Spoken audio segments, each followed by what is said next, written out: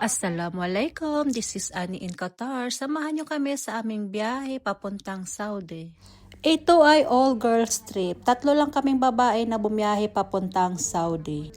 Itong trip na ito ay pinlano lang siya noong May 25. Tapos May 26 na madaling araw ay umalis na kami. So dahil may mga Saudi visa na kami at maghahali din na rin, kaya naisipan namin pumunta ng Saudi. Umalis kami sa Doha, Qatar mga 2:30 ng madaling araw ng May 26. Dumating kami sa Qatar border ay mga around 3:40 ng madaling araw. Medyo natagalan kami sa immigration dahil medyo nagka-aberya lang ng konti, pero naayos din naman agad-agad. Pagkatapos namin sa Qatar immigration, ay diretso na kami sa Saudi immigration. At doon ay madali lang din. Natapos kami na mga around 5:50 ng umaga. Tapos bumiyahe na kami papuntang Riyadh. Maganda yung biyahe namin pa Riyadh dahil umaga, hindi pa masyado mainit at hindi namin nakakasalubong yung araw. Alhamdulillah, dahil yung trip na ito ay napaka-smooth lang. Wala kaming aberya. Tuloy-tuloy lang kami sa biyahe namin. Wala kang makikita mga bahay sa daan dahil puro desert to. Dumating kami sa Riyadh mga 9:35 ng umaga. Alhamdulillah, dahil si Habibti ay may mga pinsan siyang nakatira sa Riyadh. Bago kami umalis ng Doha, sinabihan niya sila na darating siya sa Riyadh. Kaya doon kami nakituloy sa kanila. Alhamdulillah, dahil napaka-accommodating nila ang babait ng mga pinsan ni Habibti. Pagdating nga namin sa bahay nila ay diretso higa kami at dahil pagod na pagod talaga kami sa biyahe. Pinakain muna nila kami bago kami matulog. Tapos pagdating ng gabi, mga bandang alas 6 ay pinasyal na kami sa Riyadh. Pinasyal kami sa Riyadh Gallery at saka itong famous na tower nila sa Riyadh. Isang gabi din kami nag-stay sa Riyadh at alhamdulillah talaga dahil ang babait ng mga pinsan ni Habibti. Dahil pinasyal nila kami sa Riyadh, hindi nila pinagamit yung dala naming sasakyan dahil nga para makapagpahinga daw. Kinabukasan nga ay Eid al-Adha. At alhamdulillah dahil dito kami dinala sa malaking masjid nila sa Riyadh. Mashallah talaga dahil ang ganda at ang laki ng masjid nila dito. After Eid ay sinundo nga kami ng tito ni Habibti at pumunta kami sa kanila at doon kami nakikain. Alhamdulillah dahil busog na busog kami. Tapos after namin kumain ay bumalik kami doon sa bahay ng pinsan ni Habibti at natulog muna kami dahil bibiyahe na naman kami papuntang Madina. Alhamdulillah, nakatulog kami ng mga 3 oras bago kami bumiyahe papuntang Madina. Ang mga oras na ito ay mga 11:30 ng umaga. Ayan yung dalawa nagsusubuan.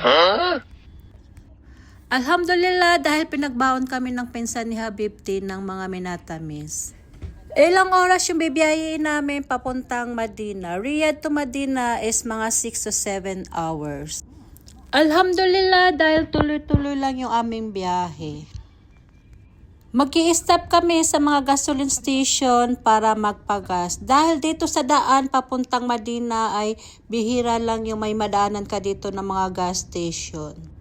Kaya para sigurado talaga ay bawat madaanan mong gas station ay magpapakarga ka dahil hindi mo alam kung kailan ka mai-empty. Pero alhamdulillah talaga dahil hindi kami naligaw, napaka-smooth lang yung travel namin. Mabagal lang yung takbo namin, mga 120 lang dahil maraming kamera sa daan. Wala ka talagang makikitang mga bahay dahil puro desert lang talaga yung makikita mo. Alhamdulillah dahil kahit kaming 3 lang na babae ang bumiyahe ay hindi kami natakot. Dahil may mga nakasunod din kami na mga sasakyan na papunta rin ng Madina. Riyadh to Madina ay napakaganda yung daan dahil straight lang. Mahabang straight lang siya. Ang habol talaga namin na hindi kami abutan ng dilim sa daan papuntang Madina. Alhamdulillah dahil dumating kami sa Madina na mga around 7:15 ng gabi. Hindi pa siya madilim, maliwanag pa. Medyo nahirapan lang kami sa Madina yung parking dahil mahirap yung parking doon. Buti na lang may nahanap kaming parking bago kami maghanap ng hotel. Ang hinahanap talaga namin na hotel ay yung malapit lang sa Masjid Nabawi. Alhamdulillah dahil may nahanap kami doon, mga 4 minutes away lang sa Masjid Nabawi. Sobrang mga gutom na kami pagdating ng Madina, talagang iniisip namin kung paano kami makakain. Hindi ko na talaga naisip makapag-video dahil yung otak ko ay hindi na umaandar gawa ng gutom na. Kinabukasan nga ay lumabas kami para puntahan ang Masjid Al-Quba, Masjid Kiblaiten at Masjid Nabawi bago kami pumunta ng Jeddah. Malayo yung pinagparkingan namin, malayo siya sa hotel na kung saan kami nag-stay. Kaya naisipan namin na mag-taxi na lang papunta sa Masjid Al-Quba. Yung sinakyan namin na taxi ay ang babayad sana namin ay 20 riyal papuntang Masjid Al-Quba lang.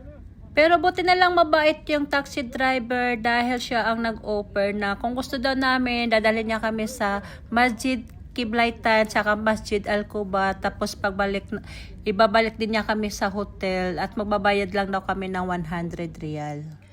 Pumayag na kami sa 100 riyal dahil para hindi na kami mahirapan mag-abang pa ng taxi. Dahil kung mag-aabang pa kami ng taxi sa labas ay hindi na talaga namin kakayanin dahil sa sobrang init.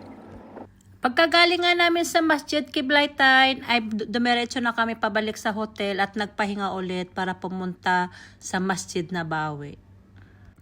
Alhamdulillah dahil pangalawang beses ko na dito makapunta sa Madina. Iba talaga yung feeling pag nakita mo yung gustong-gusto mong puntahan, kahit paulit-ulit ko itong mapuntahan na hindi talaga ako magsasawa dito sa lugar na to. Sana lahat ng Muslim na pinapangarap na mapuntahan ito ay mapuntahan nyo rin ito. Sana lahat ng pinagdua namin dito ay tanggapin ni Allah at sana makasama namin yung mga pamilya namin dito. At sana kayo rin na nanonood dito ay inshallah na makarating din kayo dito at mabisita nyo rin ang Masjid Nabawi. Inshallah. So ayan na nga, 7:15 ng gabi. Pagkatapos namin ng Masjid Nabawi ay bibiyahe na kami ng papuntang Jeddah. So umalis kami ng Madina ng mga around 7:15 ng gabi. Bumiyahe kami ng gabi dahil sabi nila kahit anong oras yung biyahe mo basta galing Madina to Jeddah ay hindi siya delikadong bumiyahe. Balak nga namin kaya pumunta kami ng Jeddah dahil mag-uumra kami, pupunta kami ng Makkah. Pero hindi kami natuloy dahil bawal pang pumasok sa Makkah that time dahil may mga Hajj pa.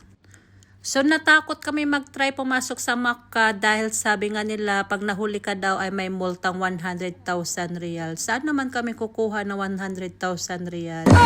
Kaya dumating kami sa Jeddah ay Friday at kinabukasan namasyal kami. Ang balak talaga namin puntahan ay yung floating masjid at doon kami magpo-pray ng Jama'ah prayer. Pero hindi rin kami nakapasok dahil sarado rin yung masjid na ito. Nagbubukas yung masjid na ito pag Friday, pag Asar prayer daw. Kaya hindi rin kami nakapag-pray ng Jama'ah dyan. After namin dyan, ay bumalik kami sa hotel para magpahinga. Sabi namin, sa gabi na lang kami mamamasyal. So dahil wala kaming kakilala dito, nag-stay lang kami sa hotel. Tapos lumabas kami ng gabi, pumunta kami sa Balad. So ayan, unang stop namin ay sa mga jewelry shop.